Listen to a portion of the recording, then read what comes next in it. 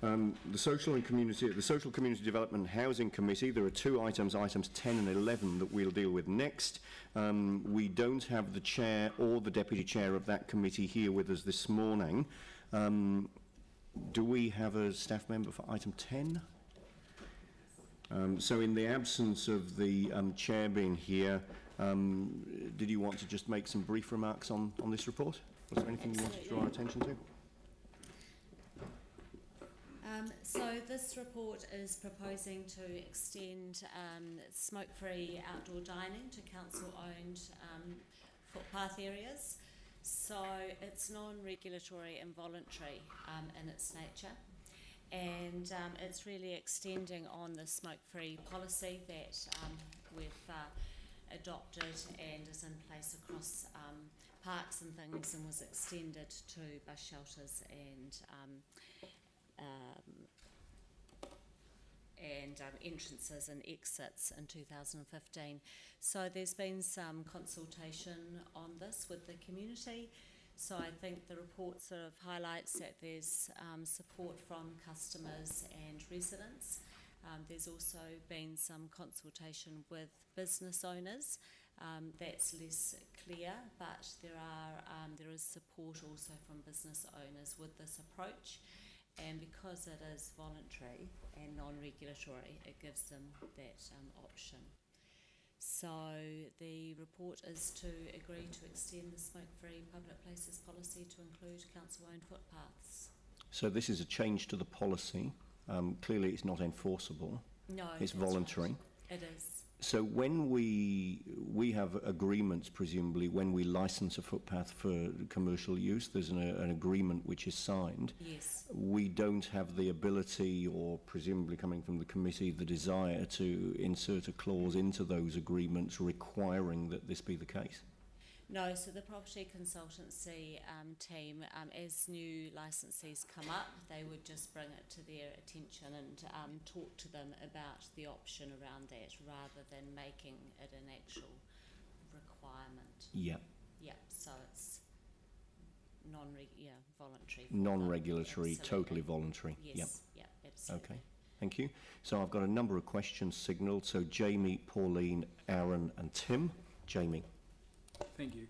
Noting that it's voluntary in nature, just in real terms, could you let me know what the difference would be then for, say, a bar that had an outdoor area, perhaps, leaders on the footpath, that chose to have that as a smoke-free section, versus if this policy went ahead, what that means for that restaurant or bar? So if they wanted to make there and have the smoke-free, then it would be just putting things in place like signage, not having ashtrays available, so sort of promoting a smoke-free environment. So places that do that now, Coffee Culture, for example, have taken this up, they do that? So other cafes, So places that do it now, how does that differ to then the moment after this is potentially approved? It's essentially a similar approach, yeah. So it's just it's sort of that active promotion. So it's voluntary of a now, smoke-free, and it remains voluntary afterwards. Yeah. Okay. Pauline. Oh, you just in the report it does say that some of the commercial operators were not in favour of this. That's right. Yeah. And did any of them indicate that perhaps they thought it might be the thin end of the wedge, that it was one step towards making this obligatory and mandatory? Was there any concern about that? No. They some of them thought that they might lose some of their customers, and they didn't want to be seen as being the one who's making them, not smoke in their areas. That's why it's all been voluntary. Those that want to, adopt this can. Those that don't, that's up to them, and I think more social pressure on them and their patrons to have that smoke-free area. So basically this is just providing support for them if they choose to go down this right path. And then they can say, well, the council has this policy that we're trying to follow, and we're trying to be good citizens and encourage us towards smoke-free. Okay, thank you. Thank you. Aaron. Yeah, so my question is just around the unintended consequences of this policy, and given that bars tend to, when some people consume alcohol, even one drink, they like to smoke, and it might be the only time they ever smoke. So there is that kind of knock-on effect. People are smoking around these places, but by having this policy and the removal of ashtrays, people who smoke and just smoke now and then tend to just, they finish it, there's nowhere to put the cigarette butt, so they just throw it. And so the unintended consequences of this policy is that there's no ashtrays, and so as a council we're encouraging people to just drop their cigarette butt either on the footpath, which makes its way into our waterways and so on and so forth. Do we have an answer to that, or are we looking at options around that? Or do we say, please don't smoke here, but if you do, here's an ashtray to put your cigarette butts, because they belong here, not in the gutters? I mean, that is one of the challenges of a kind of a self-policing policy. I think that is a sort of a real challenge of that. It actually didn't come up in conversation. We were working with the Cancer Society and the Health Board representatives. That wasn't. Well, neither of them clean them up, so. Yeah. But if you go to, and the best location to spot it's actually outside the hospital. There's tons there, right on the footpath, right down by the smokers ramp, or the non-smoking smokers ramp. So, yeah.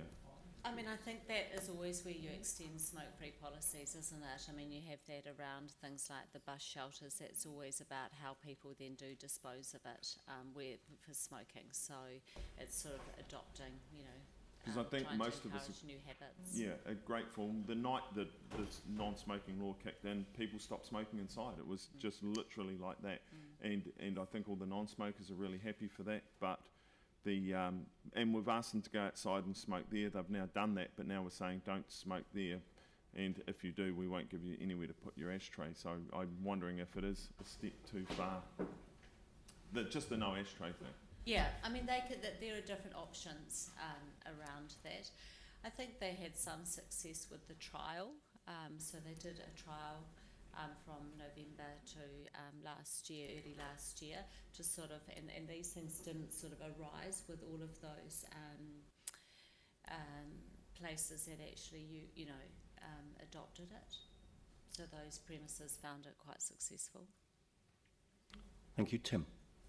Thank you. This is technically an extension of what we're doing in our sports fields and parks, really, isn't it? Absolutely, exactly. That's right. Because someone mentioned before about, our event organisers or whatever required to, when they sign an event agreement to use a space, that this would be part of it. And this is an unenforceable thing if we were ever going to do that. So I would hate to say council to put on something on an event organiser or a bar or whatever that we were unable to do ourselves. So I think that really works well in our sports fields and our parks. With regards to the question raised before about the cigarette butts, we also have a policy about fines for littering.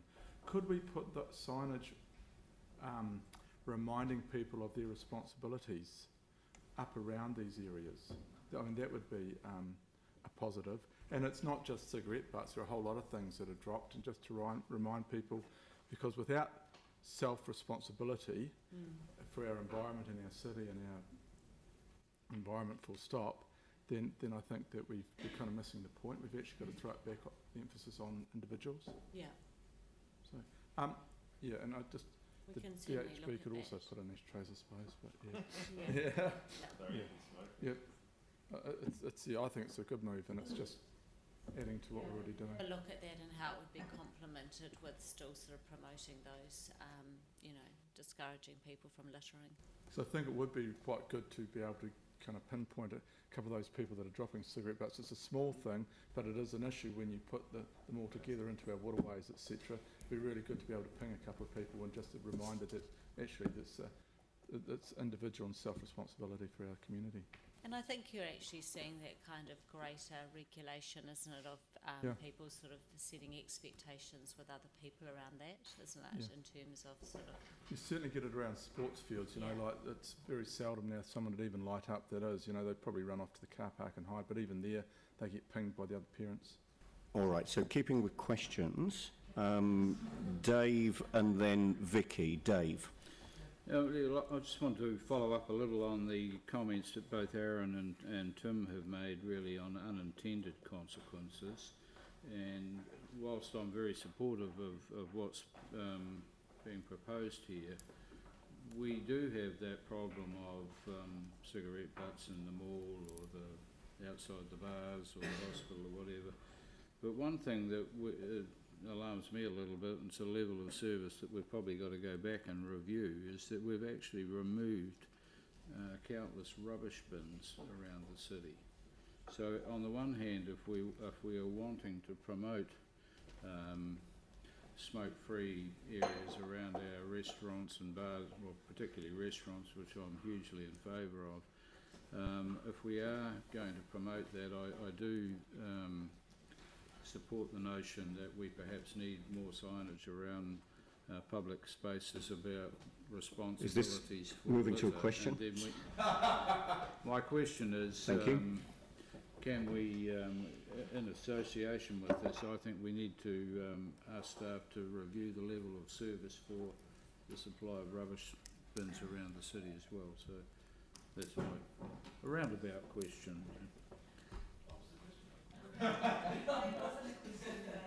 It was probably more directed at the chief executive, I think.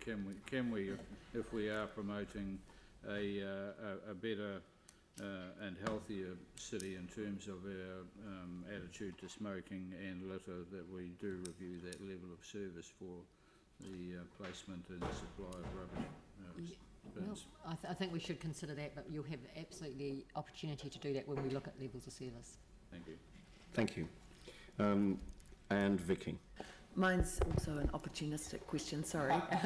So in I3, I have no problem with any of this resolution, but I'm just wondering if in 3, and I'm not going to ask you to do it now, I just want to know if it's legally possible, that we could actually request licensing staff to provide information about single-use straws and other rubbish at the same time. Would that be possible, or I'm not going to ask you to do it now? We are working on a paper Cool. around plastic straws, so that will be coming shortly. Yes, we I have Kevin Crutchley on that as we speak. Excellent. Thank you. All right. So do we have a mover? Have we moved? No, nobody's moved this already, have they? So do we have a mover for this resolution? Tim will move. Vicky will second. Is there any debate? Jamie. Yeah. Look, with every action, there's an equal and opposite reaction, and I'm not going to support 1, 2 and 3. I am going to support 4 and 5. Recommendations 4 and 5 is that it notes that the Cancer Society will provide stickers and material for licensed premises wanting to become smoke-free, and 5 notes that that health organisations will work with those businesses that want to become smoke-free. I think that that's ample, and going back to with every action there's an equal and opposite reaction. We only need to think, and this is something we do a lot of in council, parking issues. Whenever you say you can't do something here, then the problem moves somewhere else, and that's fine so long as that's manageable. So we have legislation saying you can't smoke inside. That's accepted. So we ask people to go outside. By then seriously urging them or essentially saying that they can't go outside, I don't know where you expect them to go. People that want to smoke are still going to smoke. And if they can't smoke in parks, they can't smoke inside, and they're enjoying their beer at the end of the week, sitting outside on a council sitting on a lena on council property, do you expect them to stand in the middle of the Avon River or in the middle of the road?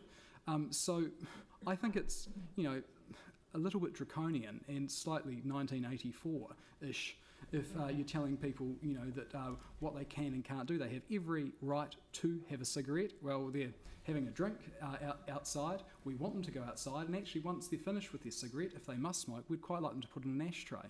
But I think that if you tell them that they can't smoke and you put in, or you create an environment where it's completely unacceptable for them to go outside and smoke, they are still going to smoke anyway. So I think we need to be wary about what the implications of that are.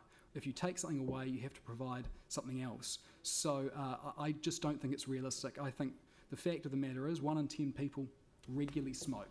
1 in 10 New Zealanders do, and there will be a heck of a lot more that will have the odd cigarette with a drink. And the most likely time that they, or the environment that they'll do that is that they go down to the pub at the end of the week, they order a beer, they can't smoke inside, so they'll sit outside in an area where there's an ashtray and have a cigarette with their drink. And whether you agree with that or not, that is the reality of life and the lifestyle for a number of people. So just simply telling them that they can't smoke inside and they can't smoke outside, what the heck do you expect them to do?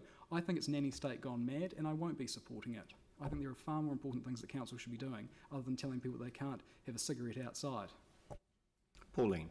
Yeah, thank you. Look, I agree with a lot of the things Jamie's saying, and I don't believe in the nanny state.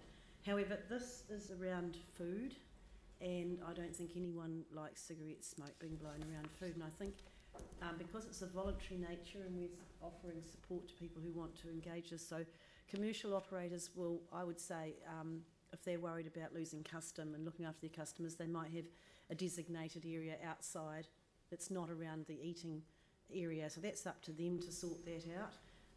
So because it's voluntary and because it's around food, I'll support this today. Tim. Yeah, I certainly hope the Cancer Society stickers are biodegradable, because we've got enough trouble with the cigarette butts. Look, I'm going to support this. You know, being an ex-smoker myself, I feel very privileged to be able to say I've given up, which is fantastic. I'm holier than thou, although there's nothing quite like a cigarette, but we'll move on. I really do think seeing the change around sports fields, etc., and to carry this on, I think it's just a natural progression, because the facts of the matter are smoking kills people. We do not want to encourage it, and to have 1 in 10 people still regularly smoking affects 9 people around them. So I think we've got to lead by this. It's not forcing people, it's encouraging people by voluntary. We do that in our sports fields and it works extremely well. So I will be supporting 1 to 5. Sarah? Thanks.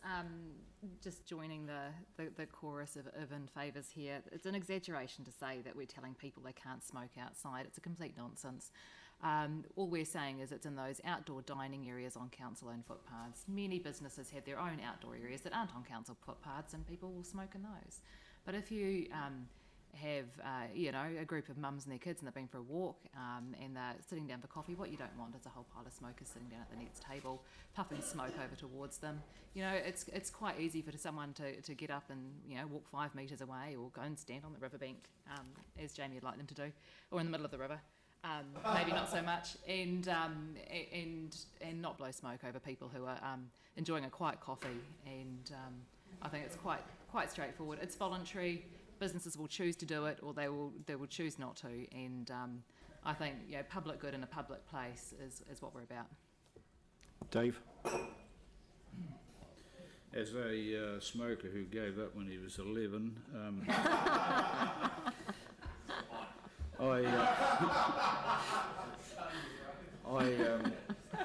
I support the recommendations before us, and I think I'd just like to note really that the intention really is, and through them all, is around restaurants and food, as Pauline said. And look, I am all in favour of this sort of move, and I think some other speakers have noted that a number of institutions, bars particularly, do have their own smoking areas on the premises or in their own title of land. So I don't think it's going to be a big issue, but I am very keen on seeing a voluntary policy on smoking around food areas being implemented. So yes, I will support the resolutions. Aaron. I probably would have let this one slip, but I think it was Jamie that won me over in his explanation of what people do at 5 o'clock on a Friday, and I tend to agree with him and will vote the same way that he is against 1, 2 and 3, even though I hated my parents smoking, never smoked myself, so I'm not a reformed smoker, but I've been around hospo for a while and seen the practices in play, and I think asking people to go outside and smoke was enough. That had a huge impact on people that work in the industry, and that was good enough. Smokers have been really good about it. They've gone out and stood in the cold now for 10 years, and good on them, but it is a step too far. And given that I think in Christchurch now there's less than 10 actual pub licences left, every other licence is actually a food licence where you go to drink. They can only be open because they've attached themselves as a restaurant, is how they get around it, and there's not many of the pubs. If you can name them all, I'll give you a prize. Won't be a packet of cigarettes, it'll have to be a beer this time. Great. Yeah, I mean, I appreciate the comments that have been made around the table. There's no harm in this, and there may well be some good in it, in my view. This is purely voluntary. People will choose whether they smoke or not. Businesses will choose whether they provide outdoor smoking areas or smoke-free areas or not. All we're doing here is the couple of noting provisions that everybody's happy with, 4 and 5. That's a matter of fact. And 1, 2 and 3. 1, is a policy change which keeps the policy absolutely voluntary. We're encouraging rather than requiring, and each individual business will decide how it wants to respond to this change in policy, and each individual smoker as a customer of those businesses will decide how they choose to respond to that. But promoting smoke-free outdoor spaces, in my view, is entirely commendable, and it remains voluntary how businesses respond to that, and I think that's absolutely the right approach. So it's certainly a soft-handed rather than heavy-handed approach, but in my view it's a move in the right direction, and it represents a further step in what really has been quite a strong relationship between the aspirations of the Cancer Society and the Fresh Air Project with Council and with the committee, and I'm sure the Chair and Deputy Chair would have said this if they were here, over a number of years, but that's always focused on the voluntary nature of smoke-free rather than an enforcement approach, so I'll be happy to support this today. So we've got a mover and a seconder, so I'll put the motion. Can you put 1, 2 and 3 first? Yep, I will. So I'll put 1, 2 and 3 first. All those in favour? Aye. Against? No. So Jamie, the only one against? And Aaron as well? Yep. And then I'll put 4 and 5. All those in favour? Against? So those are carried, and 1, 2 and 3 are carried with those couple of dissenters as well. Thank you.